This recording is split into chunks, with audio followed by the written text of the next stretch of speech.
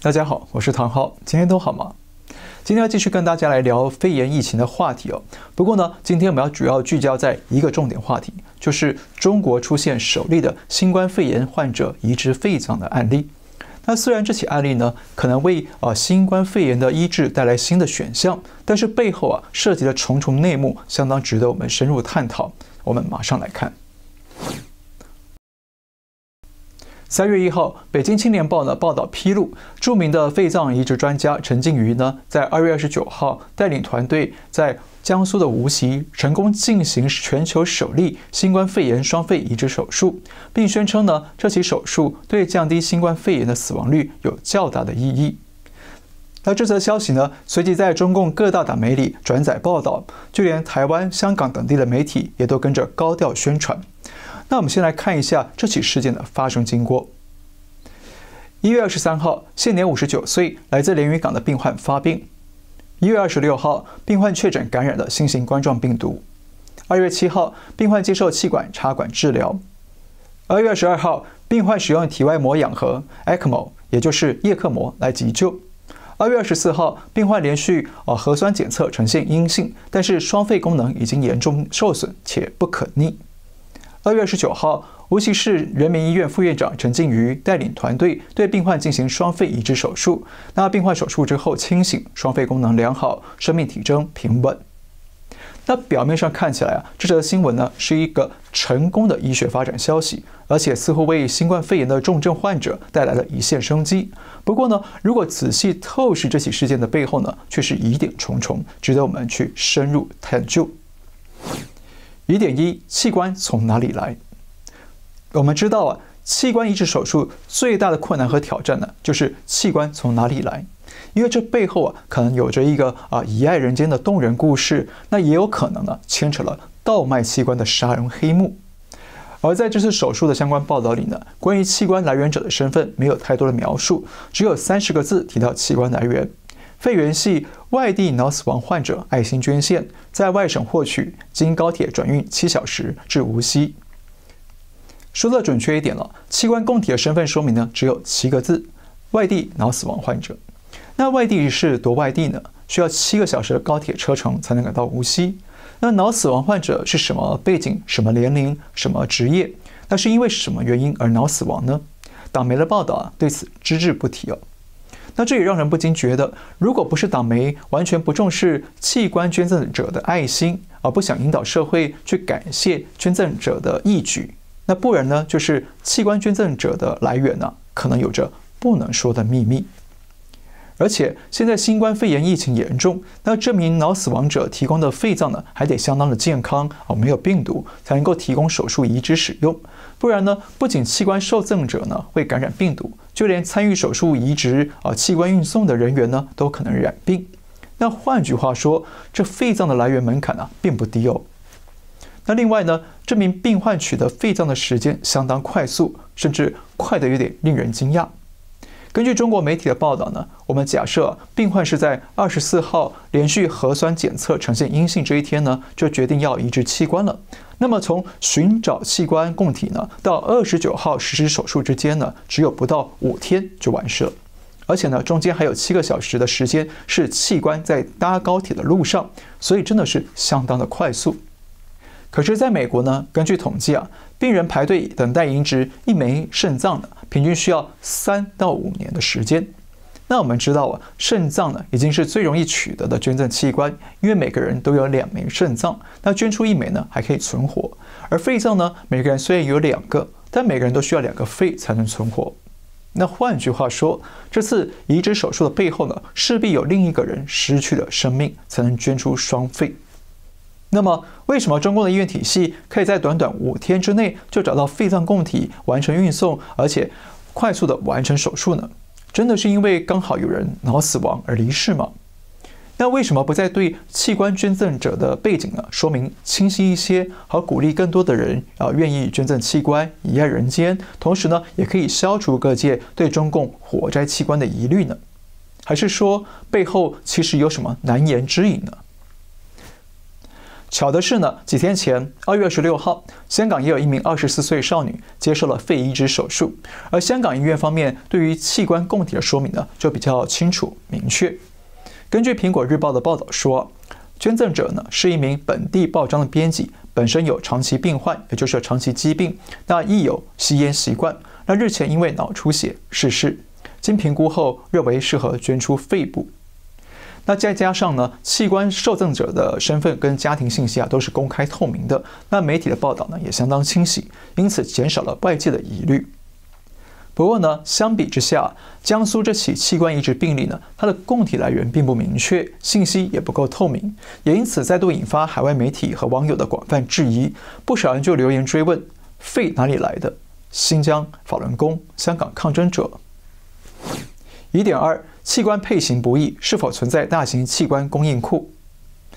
大家应该都知道，医院在做器官移植之前呢，要先帮器官提供者呢，也就是供体和病患呢，也就是受体来进行血液和 HLA， 也就是人类白细胞抗原的配型检测。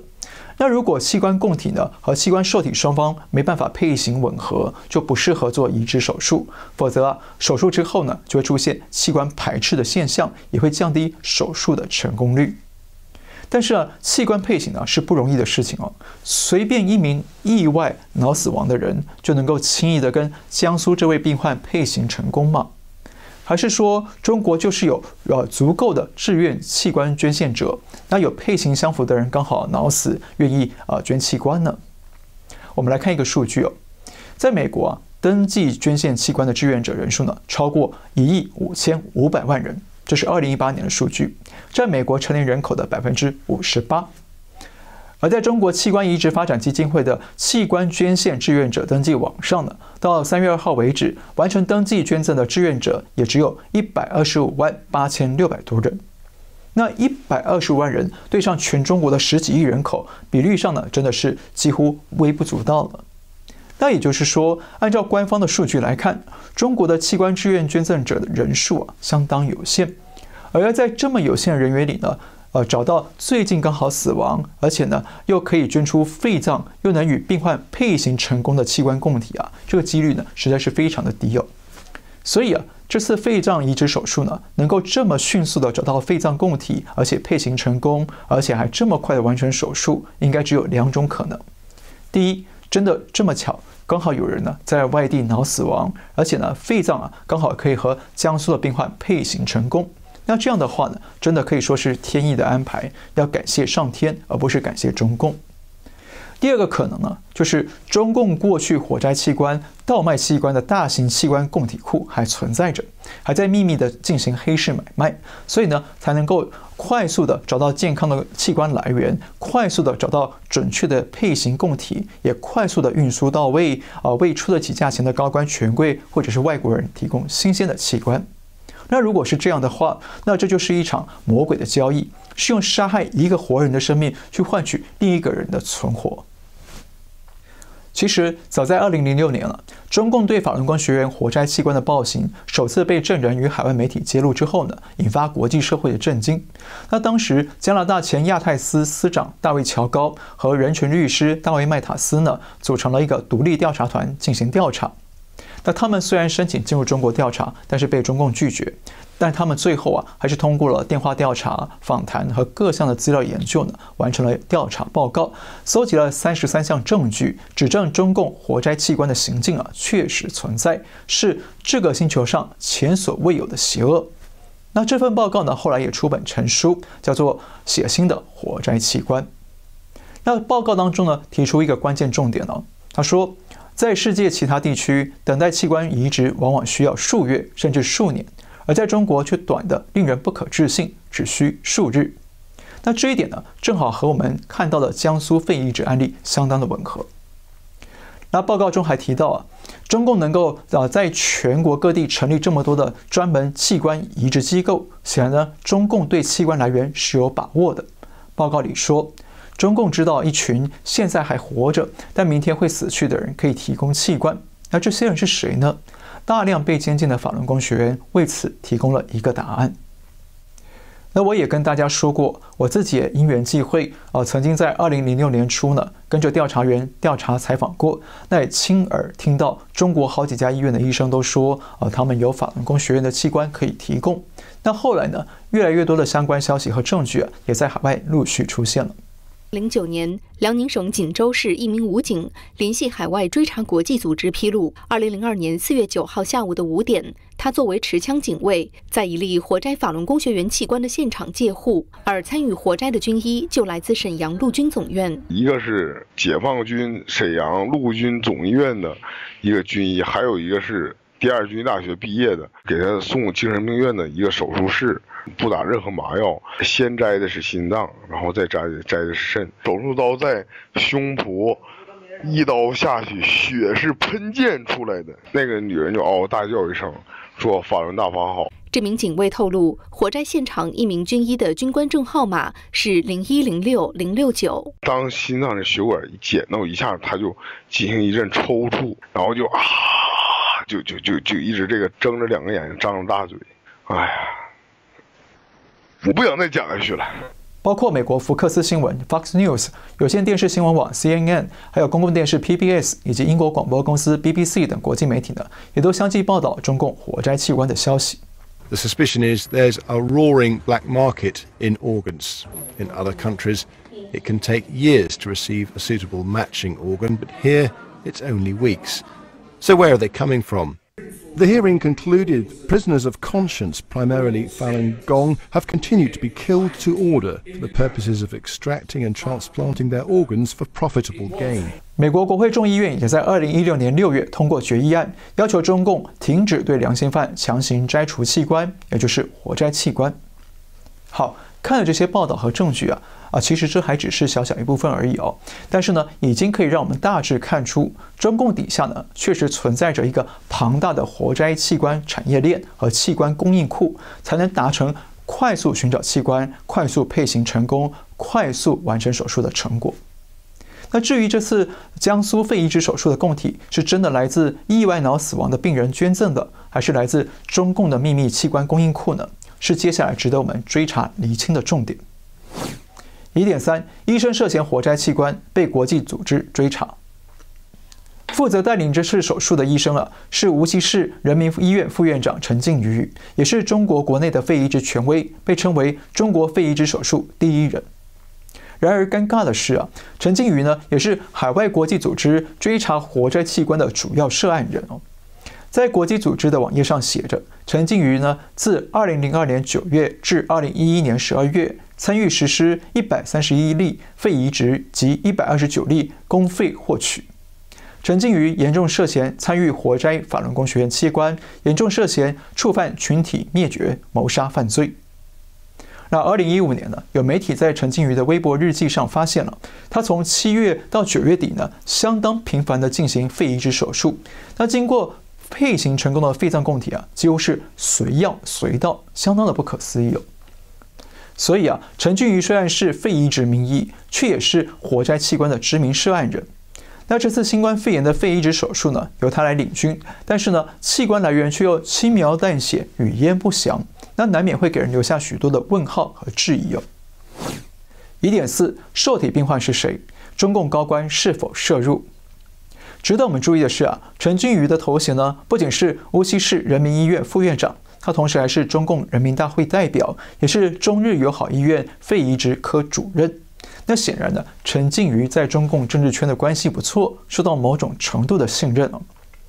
2月5号呢，有红二代向海外媒体爆料说，病毒已经攻入了北京的机关大院，而感染病毒的红二代和亲属呢，目前都被集中到中日友好医院去治疗，都在使用欧美最新研制的特效药。所以我们可以想见身为中国肺移植第一人的陈静瑜也在这次疫情当中呢，扮演着医治中共权贵的重要角色之一。那巧的是呢，中日友好医院也是国际组织追查活摘器官的主要涉案者。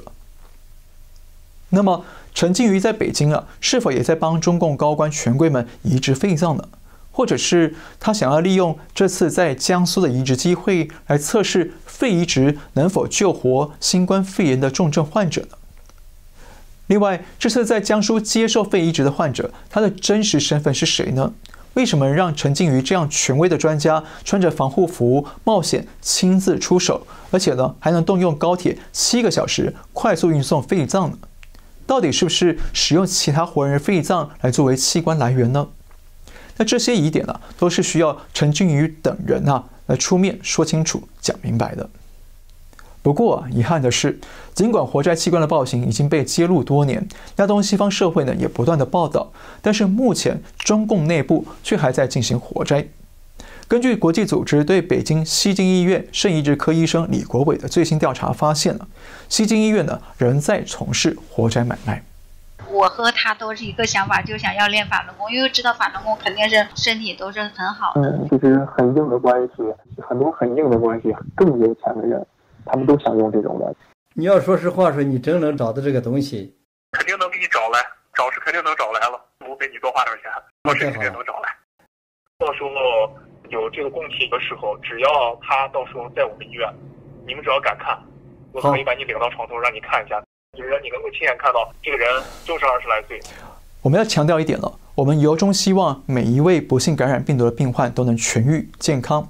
但是呢，如果医生不是通过合法合理的方式来医治病患，而是通过非法甚至杀人害命的方式来从事器官移植，换取病患的生命延长，换取金钱报酬，那么这样的举措不但违反了法律和良心，也违反了普世价值和天理，也涉及了反人类罪和群体灭绝罪。